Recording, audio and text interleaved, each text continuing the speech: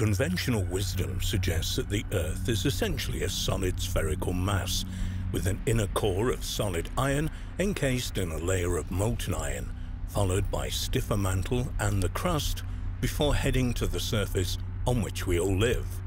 However, although this theory is almost universally accepted as absolute fact, it is only an educated guess, with no solid proof to back it up.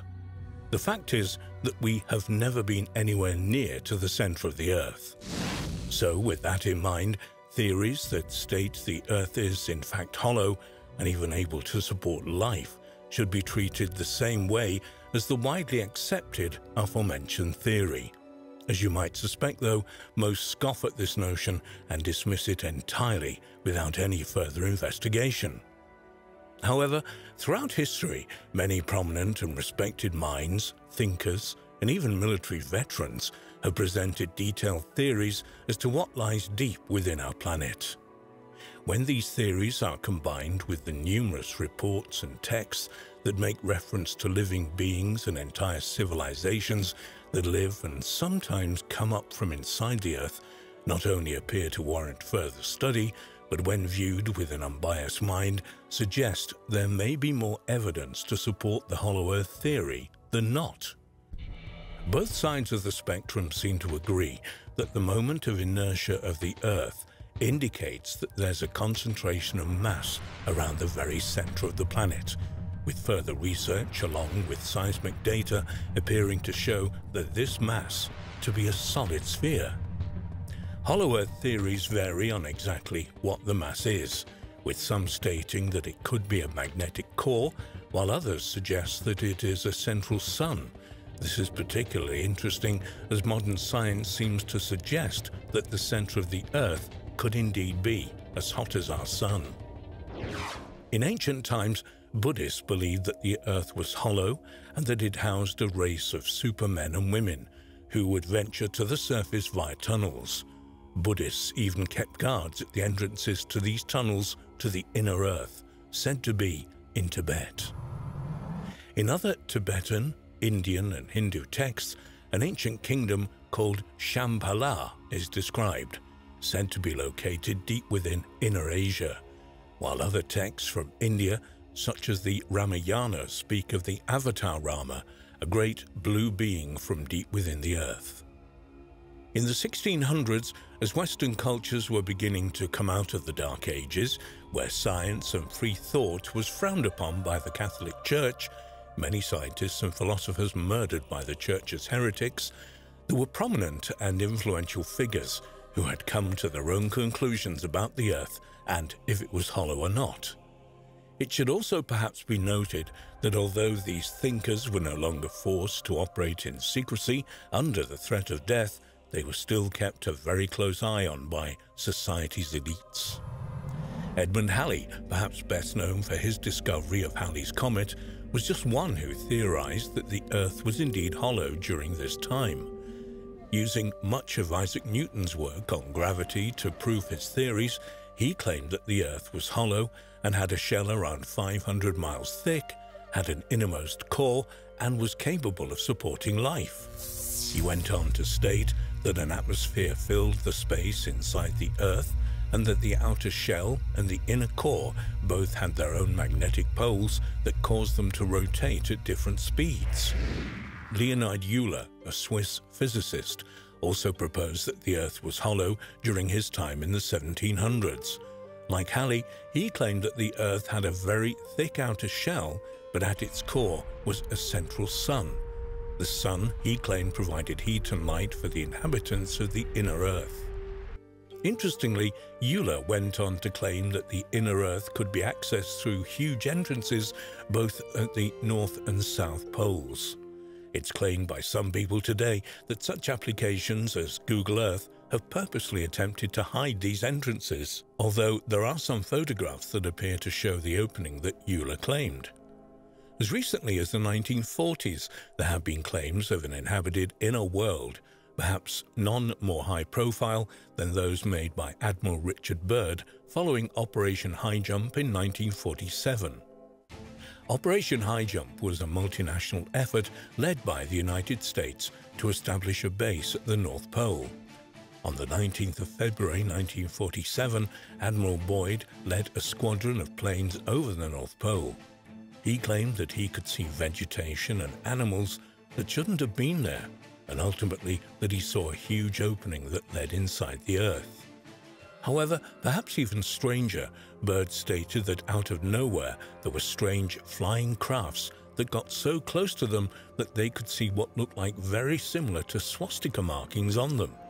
His airplane would not respond, and he was essentially in an invisible vice grip of some kind. Byrd went on to say that he was taken inside the Earth where he noticed great lakes and vegetation, and that the inner Earth had an inner sun. He was greeted by the beings that resided there. They were, he claimed, concerned about humans in general, but particularly about nuclear weapons that were building up around the planet.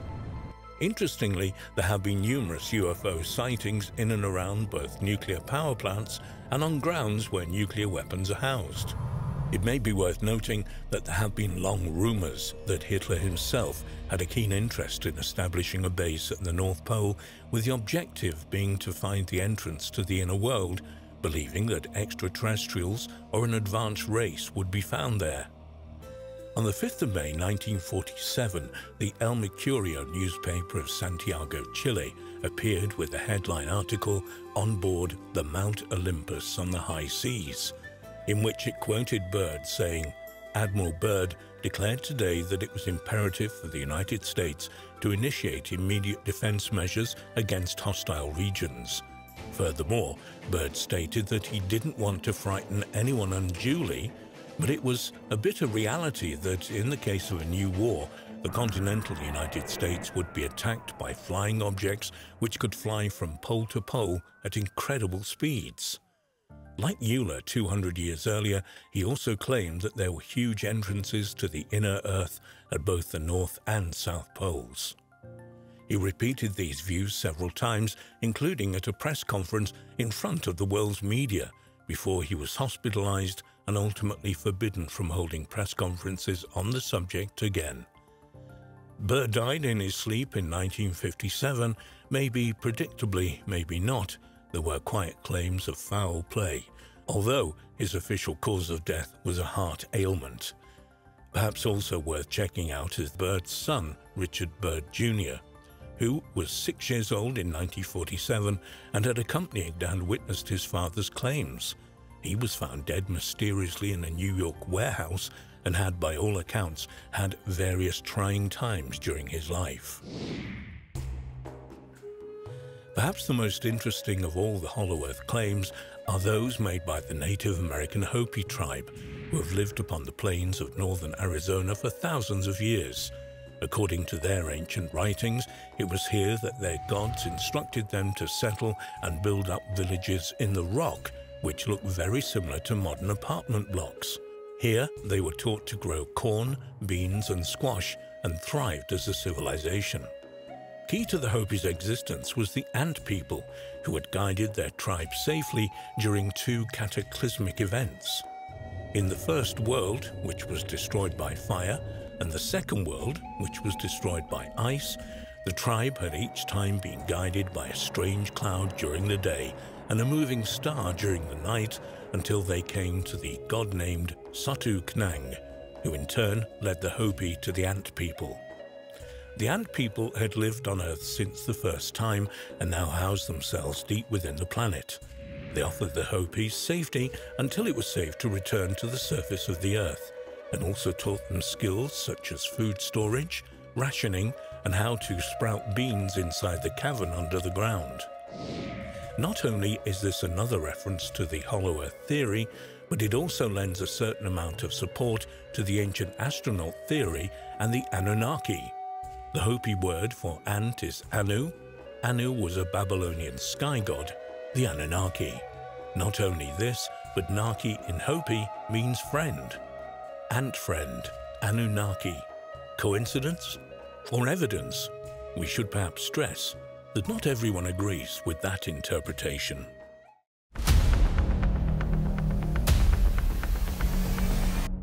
Is the Earth spherical? Well, no, it's geoid, really, which means Earth form. Because it's not a sphere, and because it's somewhat flattened at the poles, we also have oceans, mountains, plains, and other geographical features that give it a unique shape, which is called a geoid. But it turns out that there is certain data and some stories that give us the idea of a hollow Earth. That is, a land that is like a ball that has air in the middle, that is, a shell of hundreds of kilometers thick but hollow in the center. Here we will tell one of the most amazing stories about the hollow Earth. The hollow Earth was a concept proposing that the planet Earth is entirely hollow or contains a substantial interior space, notably suggested by Edmund Halley in the late 17th century. However, the notion was first disproven in 1740 and again in 1774 by Charles Hutton. But was these conclusions accurate? There are still many who believe the Earth has a vast cavern system below our very feet. On the surface, the Mammoth National Park in central Kentucky encompasses around 80 square miles, but underneath lies a twisted labyrinth of limestone caves, creating a network that earns the title the longest cave system in the world.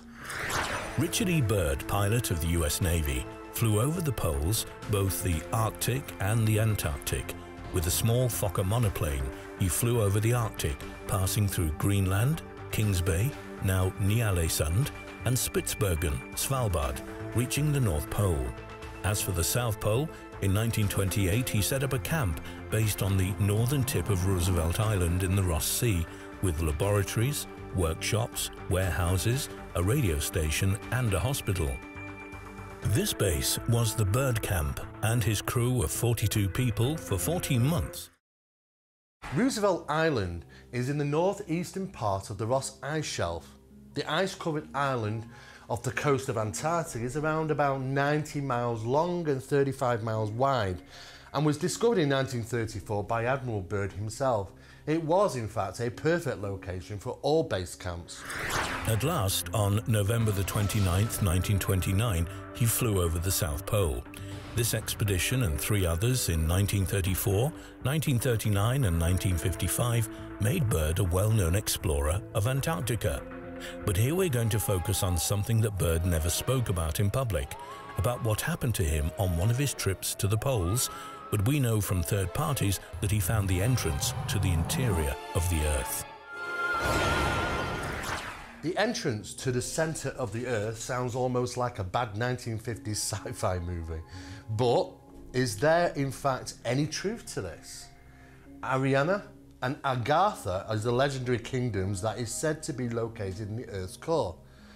Though many remain sceptical, and rightly so, could Admiral Byrd's diary logs provide a tantalising truth, so amazing it's difficult to believe. Here we have access to his flight log about what happened on February the 19th, 1947. This would be an unofficial expedition, that's why it wasn't previously named. From his blog, we can read the following. I am not at liberty to disclose the following documentation in this writing. It may never see the light of public scrutiny, but I must do my duty and record here so that everyone can read it someday. We're going to avoid log entries that talk about routine issues, and we'll go directly to the substance. So registration begins at 0600 hours, 6 in the morning. 0900 hours, vast ice and snow below, yellowish coloration of nature is observed and dispersed in a linear pattern. Altering the course to better examine this color pattern below, reddish or purple is also observed.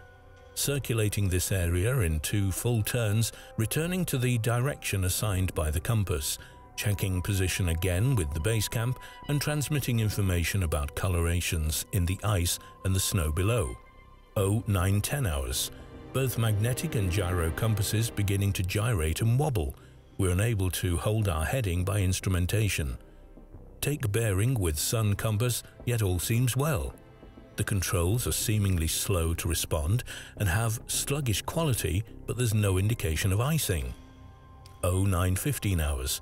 In the distance is what appears to be mountains. It's no illusion. There are mountains consisting of a small range that I've never seen before. 0955 hours. Altitude change to 2,950 feet. encountering strong turbulence again. 1000 hours.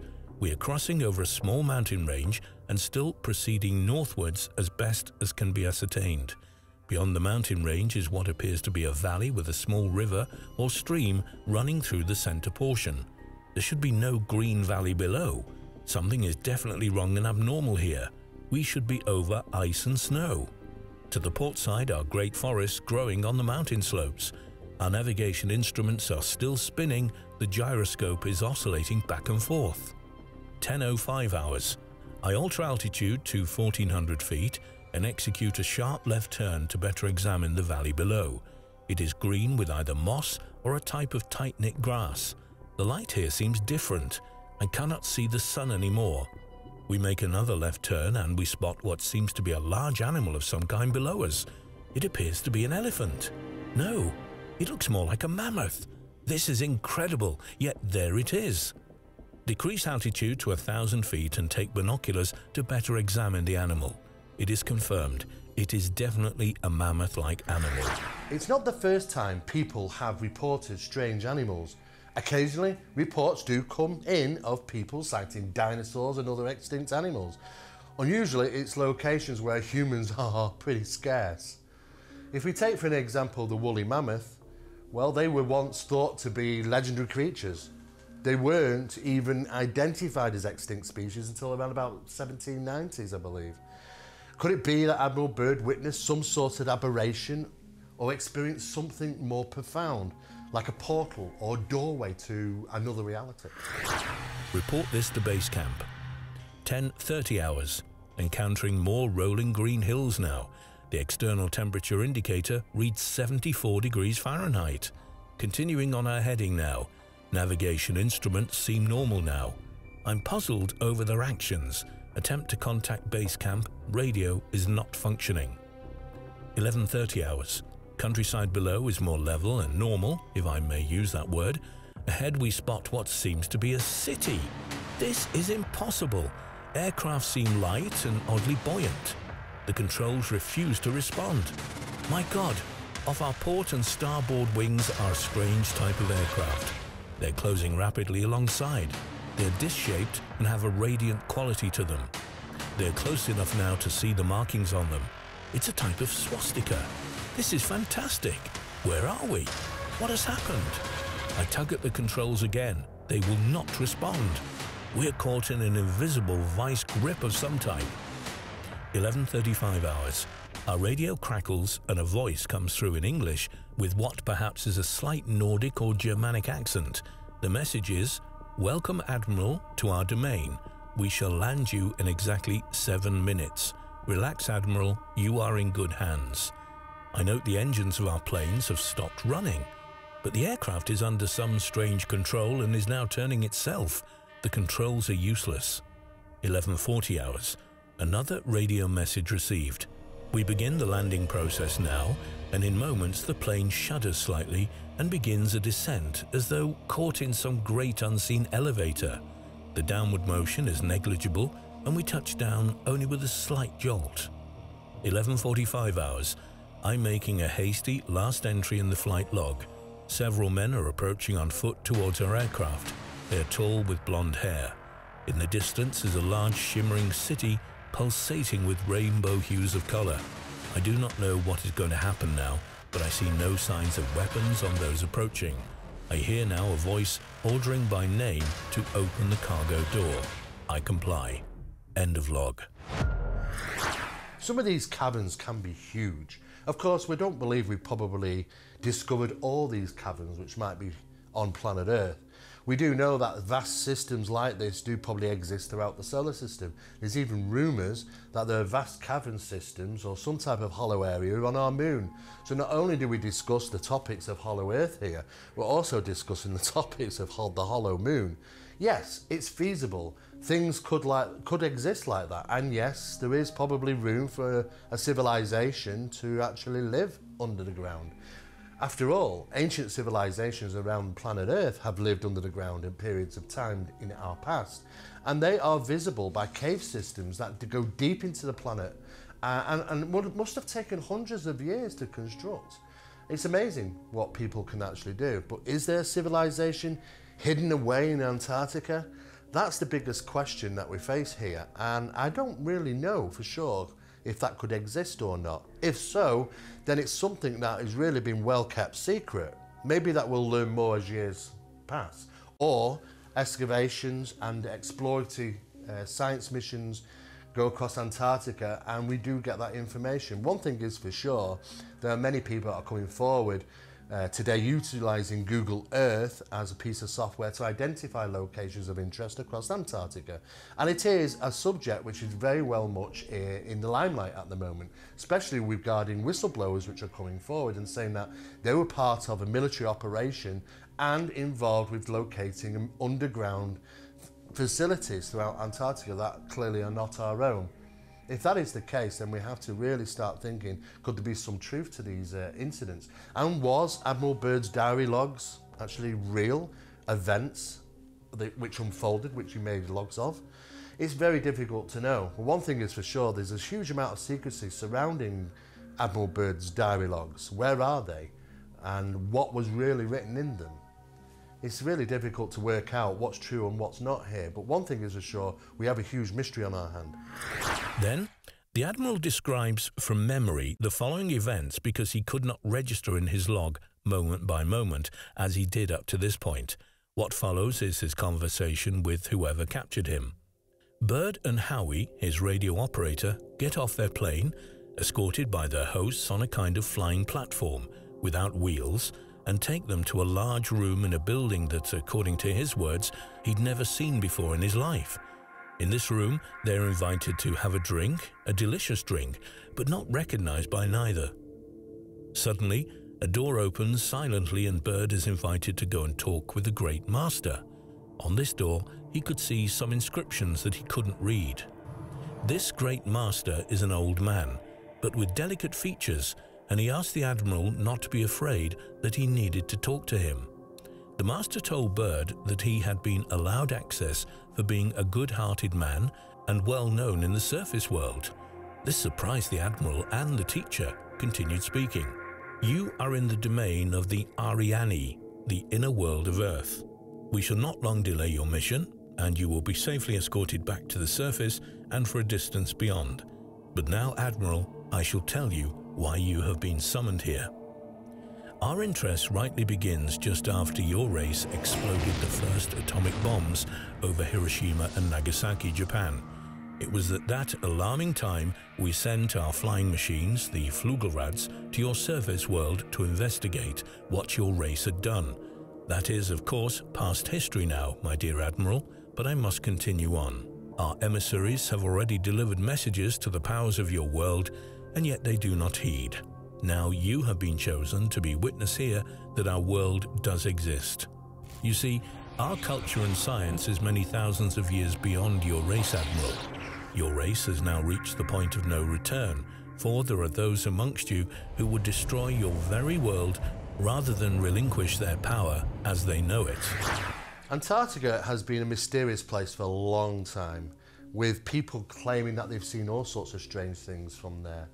There was, in the 1970s and to the 1980s, people who reported seeing a very large black hole over Antarctica. There was, in fact, one satellite photograph that circulated the internet. However, it turned out that it was actually part of the actual photographic process and the arm of the photographic telescope which caused this round hole to appear in the middle of the Antarctic.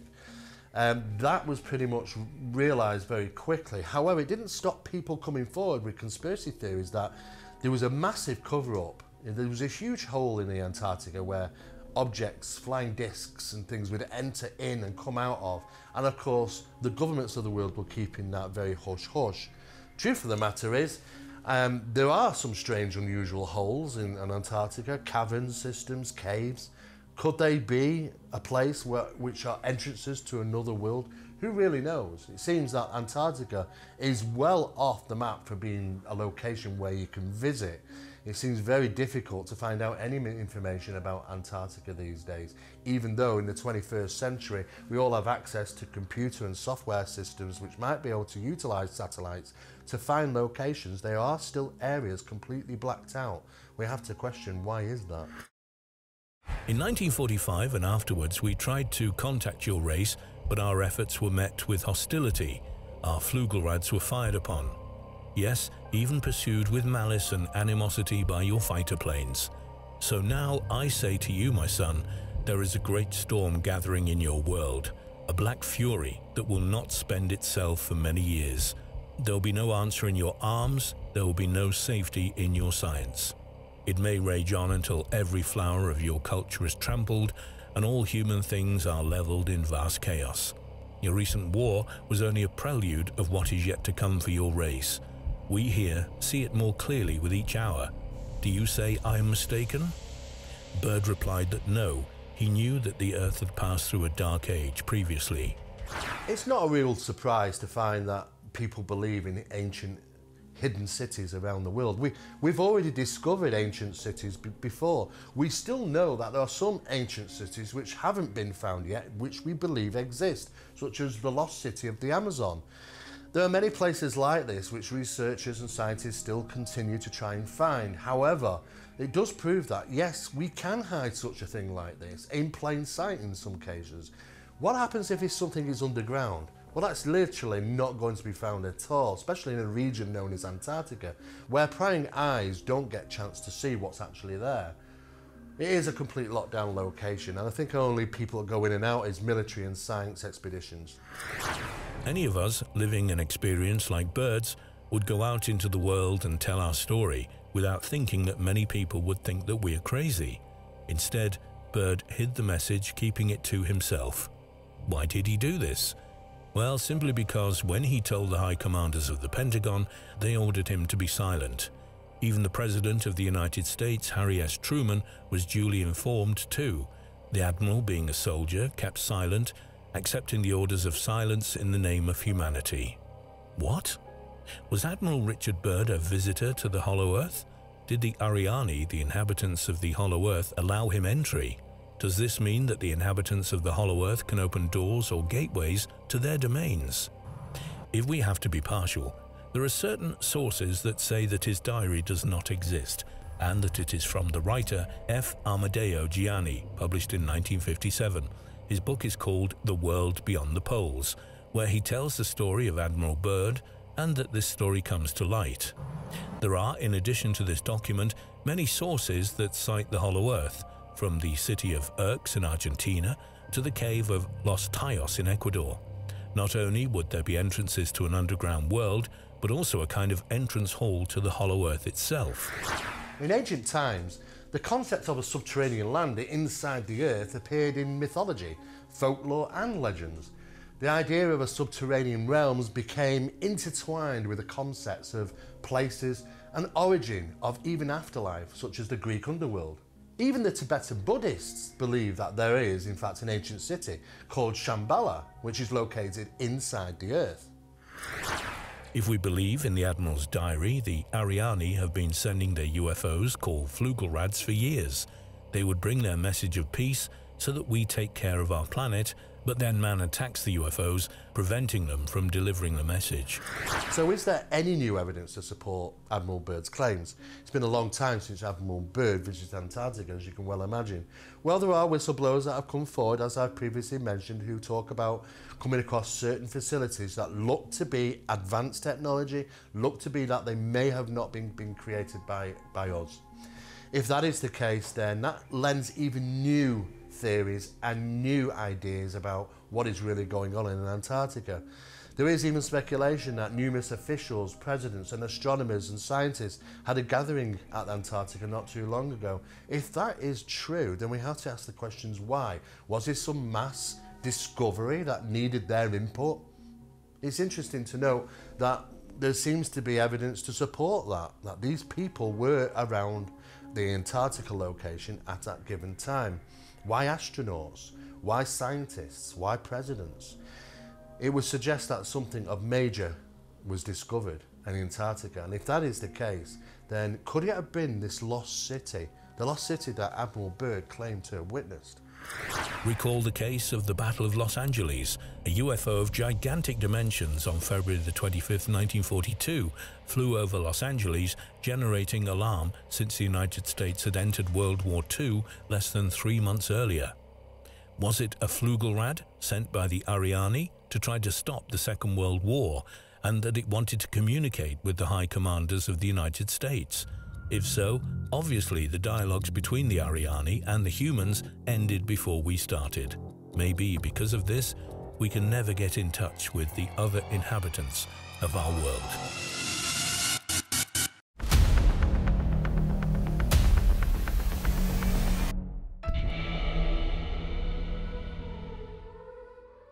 Newly released data from a European satellite has revealed the tectonic underworld below the frozen southernmost continent. Researchers have created incredible 3D maps of Antarctica's tectonic underworld and found that the ice has been concealing the remains of an ancient supercontinent's spectacular destruction. It's well known to scientists that the exact geological makeup of Antarctica's innermost land, located in East Antarctica, is yet to be discovered. What else awaits discovery in this mysterious continent? Antarctica today is divided into 3 distinct regions: East Antarctica, West Antarctica, and the Antarctic Peninsula, with each area containing a different topography beneath. The ice of the Antarctic Peninsula, for example, conceals a spine of mountains projecting northwest from the inside of the continent. East Antarctica, the largest area, includes flat plains as well as mountains. The Gamburtsev mountain range is located here. Its mountains extend for 750 miles, with peaks rising above 11,200 feet, roughly the same height as the European Alps. This range is completely covered by over 2,000 feet of ice. The ground in West Antarctica is almost completely below sea level. The ocean bowl beneath this section was created during the last ice age, when the weight of the ice, which was considerably thicker at the time, pushed down on the bedrock. But what else lies beneath the ice on this enigmatic continent? In November 2018, news outlets around the world reported that incredible data about Antarctica had been obtained from a defunct European satellite. Launched on March 17, 2009, the Gravity Field and Steady-State Ocean Circulation Explorer, the GOCE, was the first satellite of the Living Planet program, which is the European Space Agency's Earth Science program. It orbited Earth between March 2009 and November 2013, and its task was to measure the pull of the Earth's gravity more precisely than any mission before. Using data from that satellite, the researchers from Kiel University in Germany and the British Antarctic Survey examined Antarctica under the ice. Analysis revealed rocky zones known as cratons in the Earth's lithosphere, a zone between the planet's crust and mantle. Cratons are the core regions of most tectonic plates. The team also found orogons, which are folded-up regions of plates that are the precursors to mountain ranges. It's by studying the number of cratons and orogons that scientists are able to compare the continental plates beneath Antarctica with other regions around the world.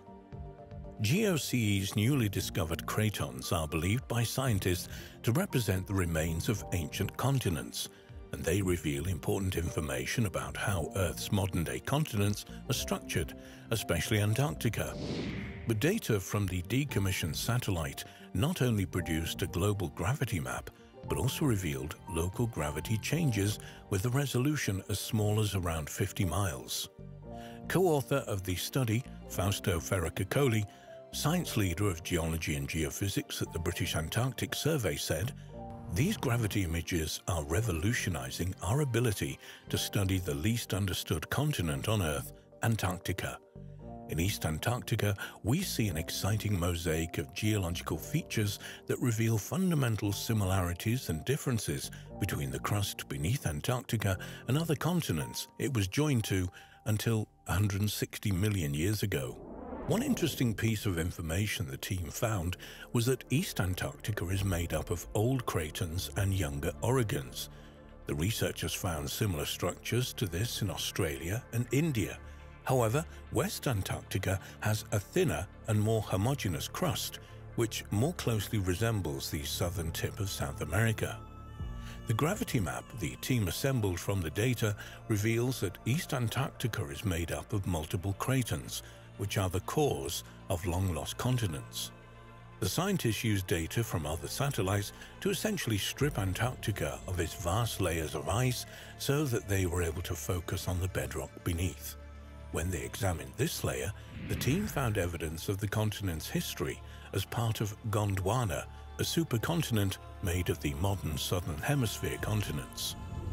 The matching shapes of the coastlines of Western Africa and Eastern South America were first officially noted by Francis Bacon in 1620, at a time when Africa and the New World first became available to study.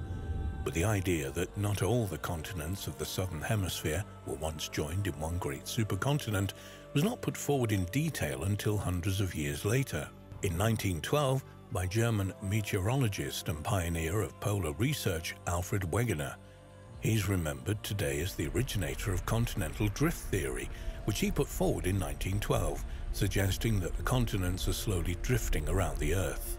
But Wegener also convinced that all of the Earth's continents were once part of a single great landmass, which he called Pangaea. Its name is derived from the Greek Pangaea, meaning all the Earth. Wegener proposed that Pangaea existed about 240 million years ago, but by about 200 million years ago it began breaking up. Over millions of years, Pangaea eventually separated into pieces that gradually moved away from one another. These pieces slowly formed the continents we recognize today. Nowadays, scientists believe that several supercontinents like Pangaea have formed and broken up over the course of the Earth's history. These include Pannotia, which formed about 600 million years ago, and Rodinia, a supercontinent that assembled around 1 billion years ago and broke up 750 to 633 million years ago. In terms of Wegener's Pangaea, Gondwana comprised the southern half of this supercontinent. According to plate tectonic evidence, the supercontinent of Gondwana was assembled by continental collisions in the late Precambrian, about 1 billion to 542 million years ago, and broke up around 180 million years ago. It eventually split into the landmass we know as Africa, South America, Australia, Antarctica, the Indian subcontinent, Madagascar, and the Arabian Peninsula.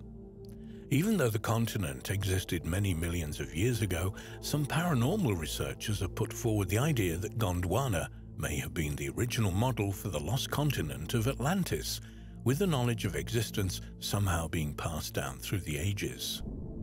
Gondwana's formed into its final shape about 500 million years ago. By this time, primitive multicellular organisms had evolved, as revealed by the rare fossils left from this period, which include segmented worms, frond-like organisms, and round creatures similar to modern jellyfish. When Gondwana represented Earth's southerly supercontinent, the planet was a lot warmer than today, and crucially, there was no Antarctic ice sheet. It was also a time, the Jurassic period, when dinosaurs still roamed the Earth and huge areas of Gondwana were covered with lush rainforest. The first stage of the breakup of the subcontinent began in the early Jurassic period, about 180 million years ago. This new information contained in this gravity map gives scientists more knowledge about how the Antarctic continent was formed. But perhaps just as importantly, it tells scientists what will happen to it in the future.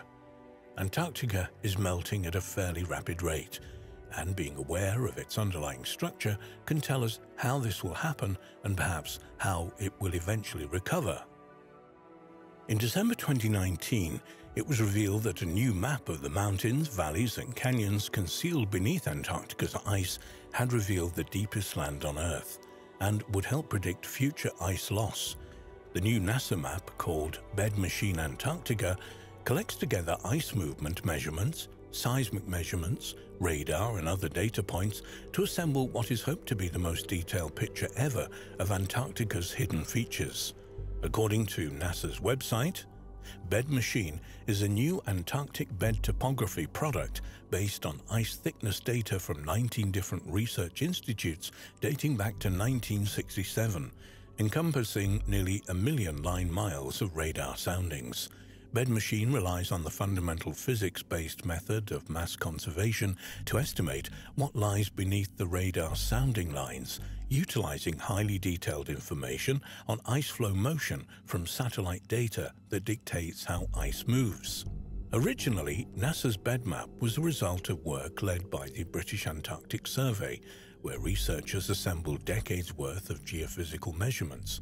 In operation from 2013, BedMap 2, like the original BedMap, was a collection of 3 data sets: surface elevation, ice thickness, and bedrock topography.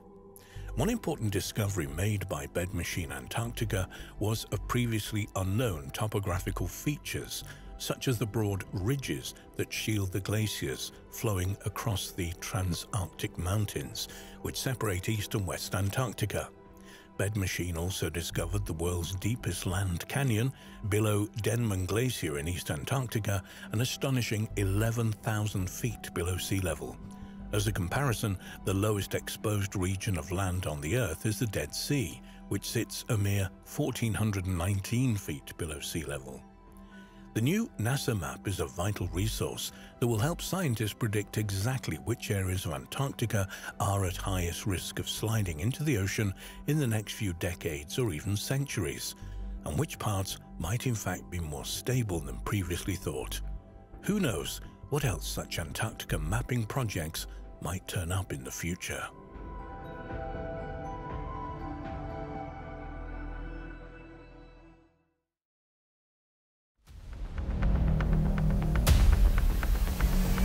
Secret alien or Nazi UFO bases in Antarctica. It's an intriguing idea and popular with many ufologists.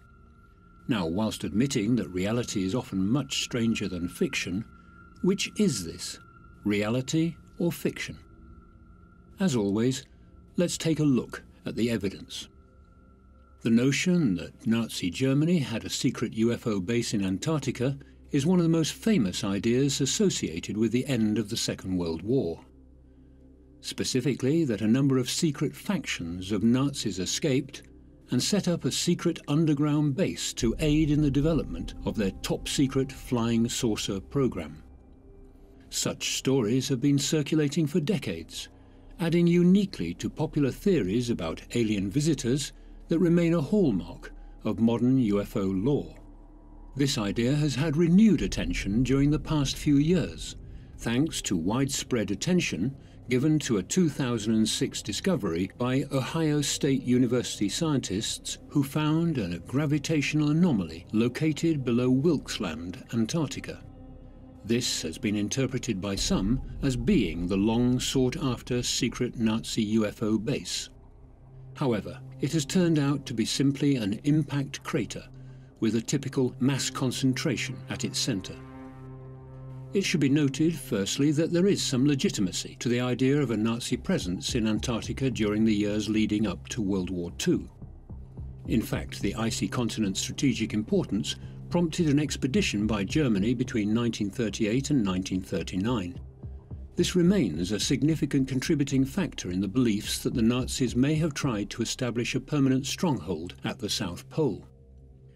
It is also well known that a variety of advanced aircraft had been designed by the Germans towards the end of the war, including suggestions that some of these resembled flying saucers. Though in fairness, no verifiable reports have been found that would indicate the veracity of the claims about Nazi flying saucers.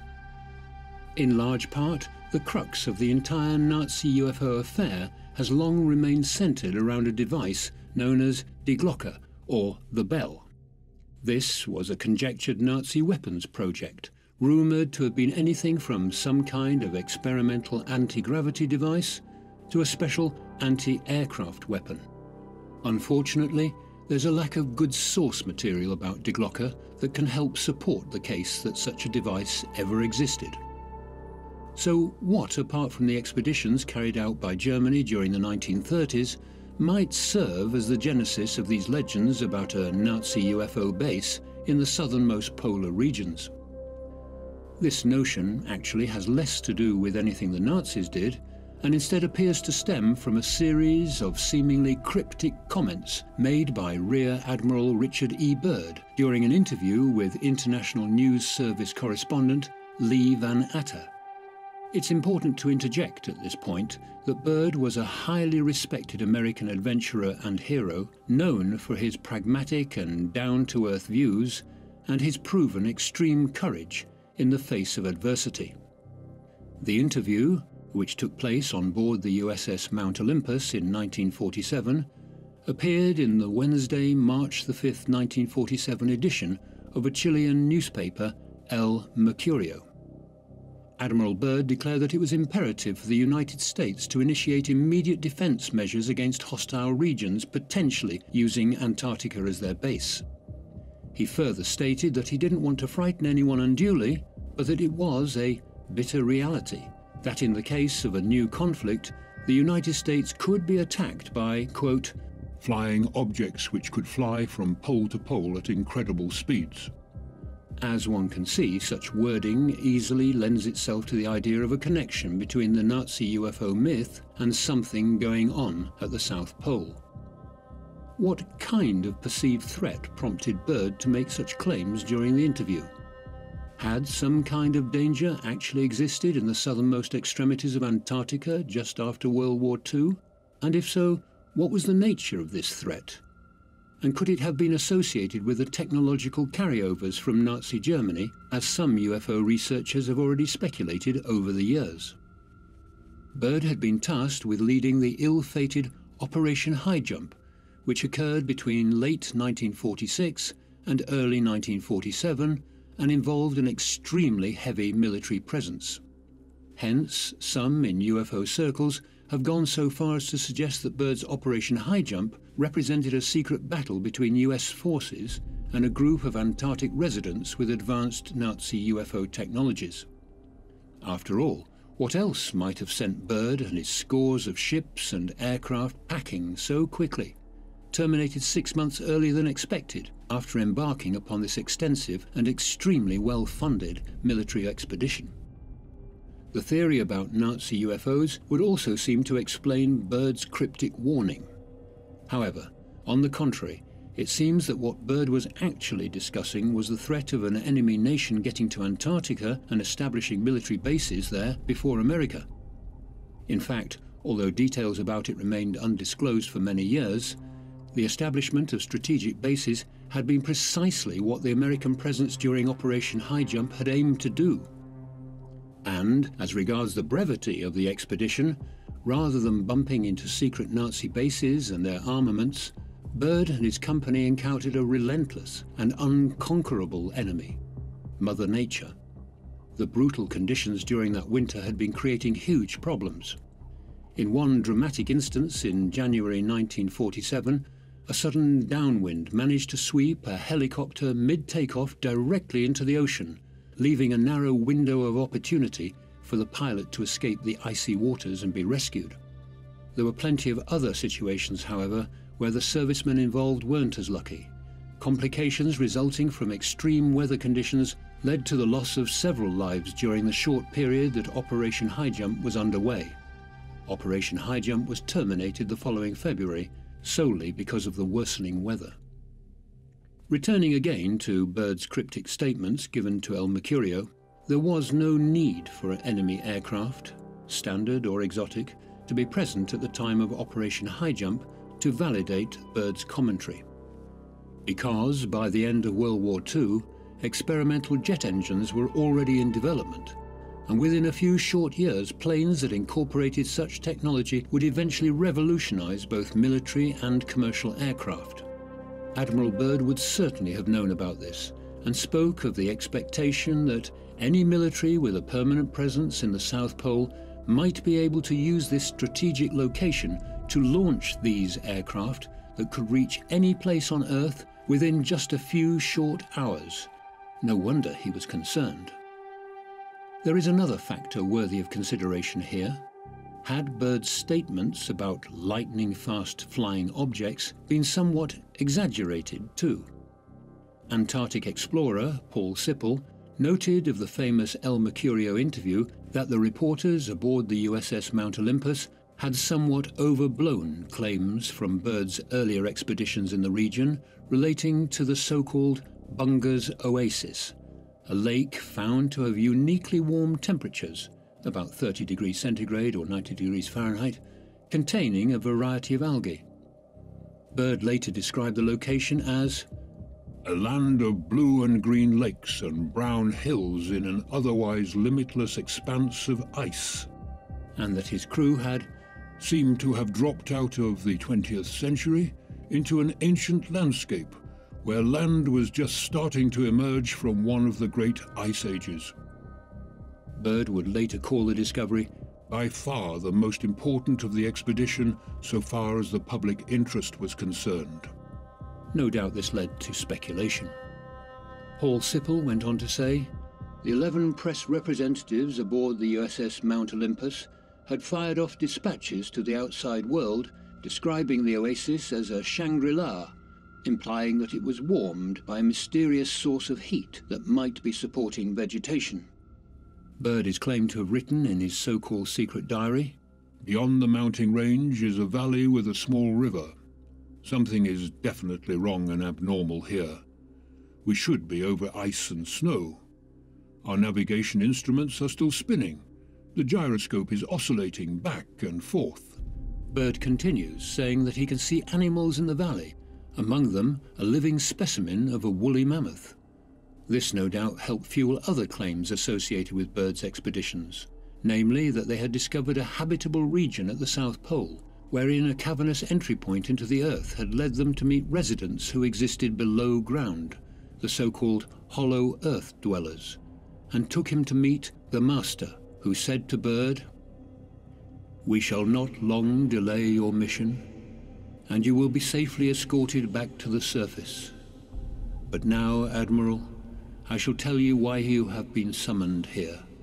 Our interest rightly begins just after your race exploded the first atomic bombs over Hiroshima and Nagasaki, Japan. It was at that alarming time that we sent our flying machines, the Flugelrads, to your surface world to investigate. We have never interfered before in your race's wars and barbarity. But now we must, for you are tampering with a certain power that is not for mankind, namely that of atomic energy." A wonderful story, but unfortunately the secret diary has been definitively shown to be a fake. Taken into context, the embellishment of such details by the press could easily have served as the root of claims about not only a prehistoric oasis at the South Pole, but also the flying craft and eventually a secret Nazi base. Again, it seems likely that Bird had been making a general statement about the potential uses of enemy aircraft during the coming decades, in the sense that a hostile nation, should they ever establish a base at one of the poles, might use the area as a centralized point for launching attacks against the US mainland. Indeed, Bird had previously suggested that the US might wish to establish such a base at the North Pole. Hence it seems clear that he viewed the polar extremities as militaristically advantageous locations. Finally, Bird's phrase, "in the case of a new conflict," seems to further indicate that his statements dealt not with any existing menace, but instead with the potential for a future threat by an enemy nation.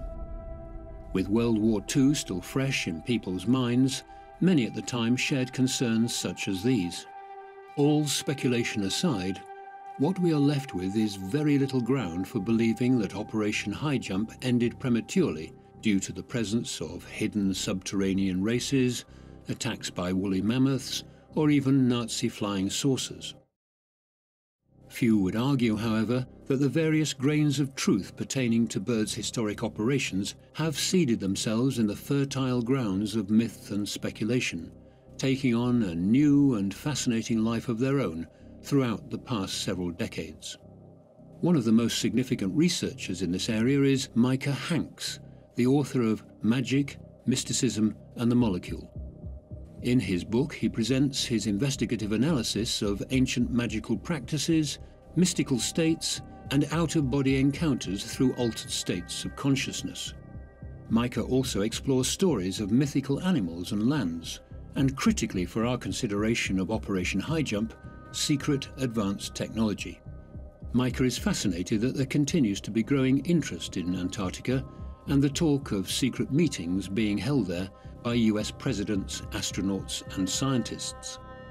One of the more recent discussions circulates around the discovery of an ancient civilization buried beneath the ice, a civilization that had a complex society. There have even been claims of frozen pyramids, photographs of which were published on the internet a few years ago. Dr. Mitch Darcy, a geologist at the German Research Center for Geosciences in Potsdam, said, "The pyramid-shaped structures are located in the Ellsworth Mountains, which is a range more than 400 kilometers long, so it's no surprise that there are rocky peaks cropping out above the ice. The peaks are clearly composed of rock, and it's just a coincidence that one particular peak has a pyramid-like shape. By definition, it is a nunatak, which is simply a peak of rock sticking out above a glacier or ice sheet. This one has the shape of a pyramid, but it doesn't make it a human construction. Pyramid-shaped peaks are very common. The Matterhorn in the Alps and Mount Búlandstindrið in Iceland are notable examples." Though there are many hard facts here, they do not deter the hardline theorists. They continue to believe Antarctica is the home of a number of secret bases, when in reality there's no advantage in having a secret base in Antarctica, because if there were, the world's governments would already have had a very public fight over it, and there is no evidence of that at all. Seemingly, all the South Pole is rich in is natural diversity and scientific opportunities, and long may it stay that way. Antarctica remains the last fully unknown area of land on planet Earth. Buried under thick sheets of ice, we can only guess what secrets might reside beneath. Perhaps because of this, there are many conspiracies and rumors that swirl around the icy continent, many of which revolve around UFOs and an extraterrestrial presence there, one that various governments of the world may even be aware of. Maybe the best place to start would be a brief recall of the claims surrounding Operation Highjump, a United States-led operation which took place in early 1947 as they looked to establish a research base at the South Pole, at least officially. According to some research, following the transplantation of German engineers and scientists to the United States as part of Operation Paperclip in the aftermath of the Second World War, they had learned of an already established base of the Third Reich in the frozen world of Antarctica, a base, incidentally, that also had an alien presence. With an apparent cover story of wishing to establish a research base in place, the operation was led by highly respected naval officer Rear Admiral Richard Byrd, and it would be Byrd's own writings and testimony that would seemingly reveal the real reasons for the mission. On the afternoon of February the 19th, 1947, Byrd took to the skies for a reconnaissance flight over the frozen continent.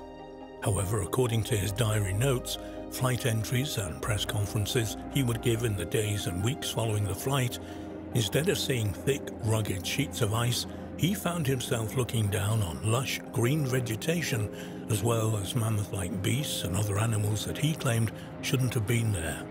He would elaborate that he found himself looking at a huge opening and that when he followed it, he found himself inside the Earth itself. It appeared he was flying over a huge city as he entered a mammoth cavernous opening. Then, things turned even stranger.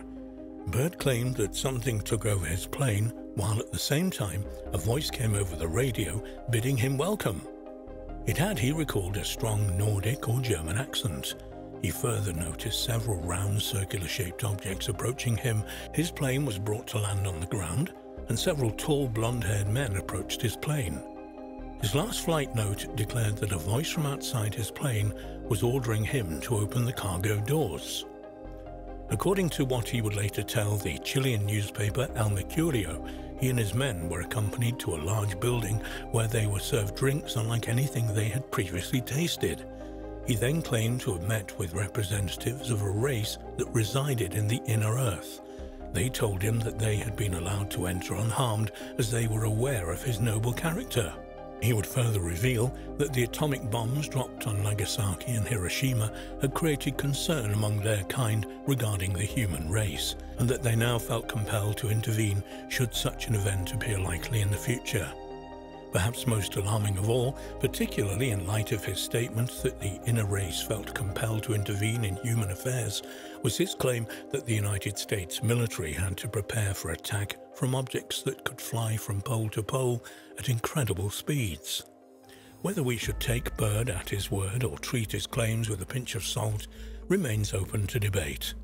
It is perhaps interesting, though, that he was hospitalized only days after his press conference, and what's more, despite his renowned reputation, he was never again allowed to speak publicly about his experiences again, at least in an official capacity. In his writings around a decade later, Byrd would write that he had been ordered to remain silent on his encounter for the sake of humanity.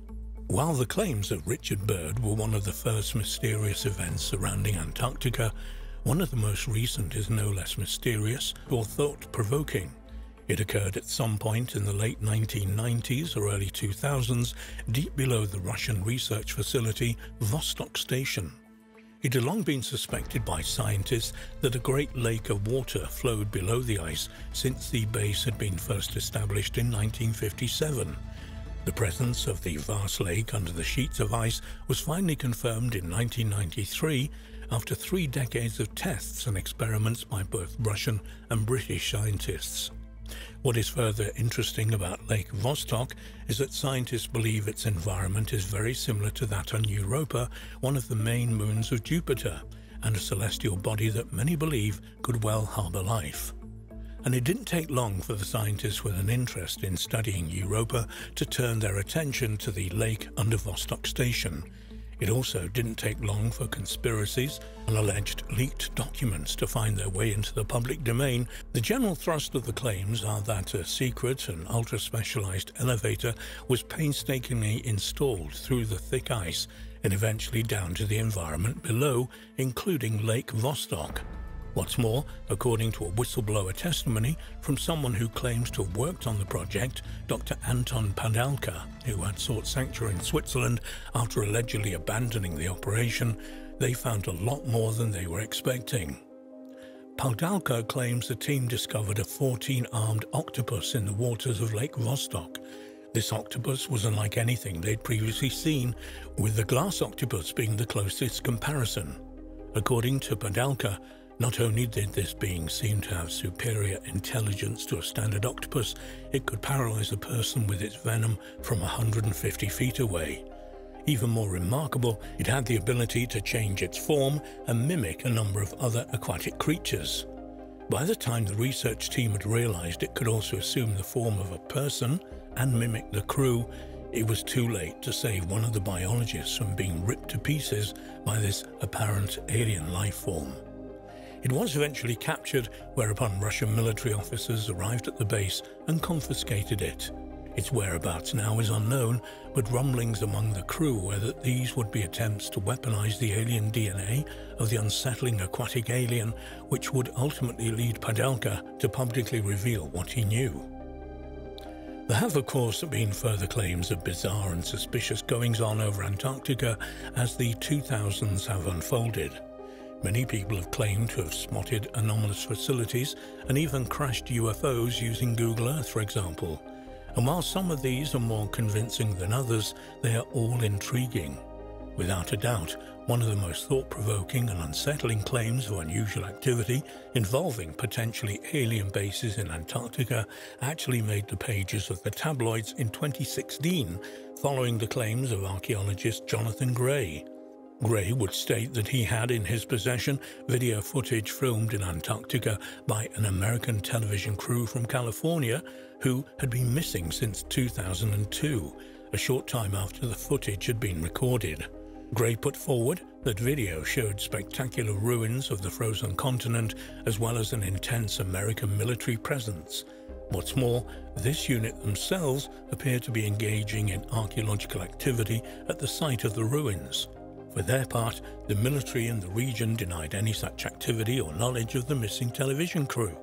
Gray, however, insisted there was a massive archaeological dig taking approximately 2 miles beneath the icy surface, and more importantly, the United States authorities were using every power they could to block the airing of the video, as it would clearly show this. What does this mean for the claims of Richard Byrd? Was his revelation more accurate and authentic than many people give him credit for? And has the human presence in Antarctica since the end of the Second World War not been one of purely scientific research, but one of using research as a shield to protect the few praying eyes that are in this part of the world from witnessing discoveries and revelations that would not only change human history, but possibly alter our own collective future? And above all else, just what are the ruins of these great cities? Who lived there and when? Might we find one day that beneath the icy blanket these cities are the ruins of Atlantis? Might the disaster that overtook the legendary civilization have been part of a pole shift that sent the continent suddenly hurtling across the Atlantic to the southern regions? Might the presence of this advanced alien civilization, Atlantean or not, explain the alleged pyramid of the enigmatic continent that resides near the United Kingdom-owned Princess Elizabeth Station?